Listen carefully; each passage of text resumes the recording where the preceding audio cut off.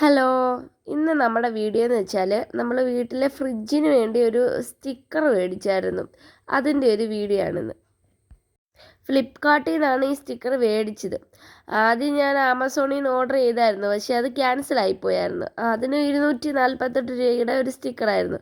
ആ same print തന്നെയുള്ള ഒരു സ്റ്റിക്കർ ഫ്ലിപ്കാർട്ടിൽ നിന്നാണ് ഓർഡർ ചെയ്തത്. ഇതിപ്പം നല്ല രീതിയിൽ പാക്കിംഗ് ആയിട്ടൊക്കെ തന്നെയാണ് വന്നിട്ടുള്ളത്. ഇതിന് 200 രൂപയായിരുന്നു ഈ ഒരു സ്റ്റിക്കറിന്.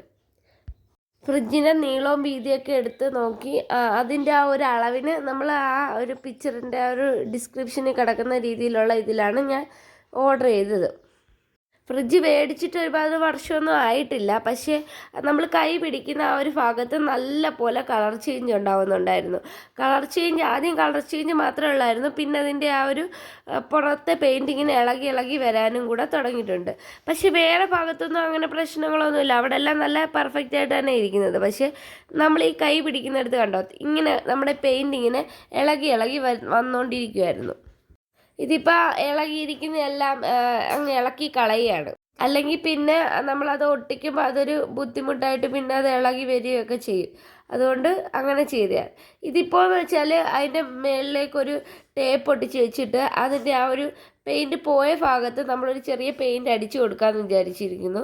കാരണം എന്ന് വെച്ചാൽ ആ ഒരു ഭാഗത്തൊക്കെ ചെറിയ ഇങ്ങനെ ഡോട്ടായിട്ട് ഇങ്ങനെ തുരുമ്പിച്ച് വരുന്ന പോലെ തോന്നിയിരുന്നു. അപ്പോൾ ഇതിപ്പോൾ ഒരു പെയിൻറ്റ് അടിച്ചു കൊടുത്താൽ ആ ഒരു ഭാഗത്തിന് അങ്ങനെ ഒരു പ്രശ്നം വരത്തില്ലല്ലോ.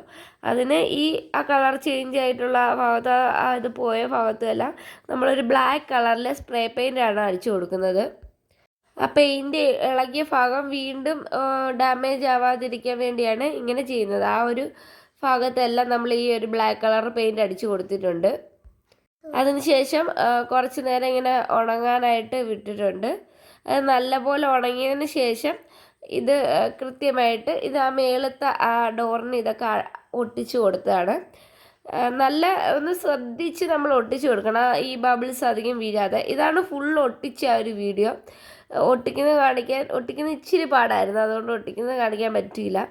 ഈ ഒരു ആധാർ കാർഡ് ഉപയോഗിച്ചാണ് ഇതിങ്ങനെ അതിൻ്റെ മണ്ടയിൽ കൂടി ഇങ്ങനെ ചെറുതായിട്ട് ഒരച്ച് വളരെ സാവധാനം മാത്രമാണ് ഒട്ടിച്ചത്, അല്ലെങ്കിൽ ഭയങ്കര ബബിൾസ് വരും.